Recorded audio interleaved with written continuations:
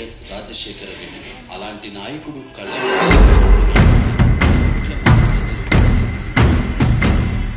అబ్బా ఏం జనాలు సార్. ఒక రాజకీయ నాయకుడు చనిపోతే ఇంతమంది జనాలు రావడం నేను ఎప్పుడు చూడలేదు సార్. బతుకున్నప్పుడు రాజులో బతికాడు, చావుతో దేవుడయ్యాడు. సార్, వైఎస్ఆర్ గారు అబ్బాయి జగనే సీఎం అవుతాడని అందరూ అనుకుంటున్నారు సార్. అతనికి మద్దతుగా 150 మంది ఎమ్మెల్యేలు సంతకాలు చేసి ఢిల్లీకి లెటర్ కూడా పంపించారట సార్.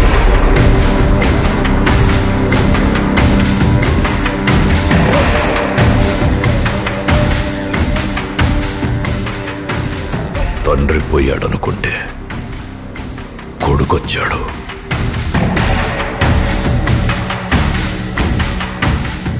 ఇప్పుడున్న సెంటిమెంట్కి వాడు సీఎం అవడం ఖాయం. అదే గనక జరిగితే మన పార్టీకి చాలా నష్టం అండి. తండ్రి చావే వాడి రాజకీయ బలమైతే దాన్నే వాడి బలహీనతగా మార్చండి. తండ్రి శవాన్ని పక్కన పెట్టుకుని సంతకాలు సేకరించి శవ రాజకీయాలు చేస్తున్నాడని నమ్మించండి. సార్, జనాలు నమ్ముతారంటారా సార్?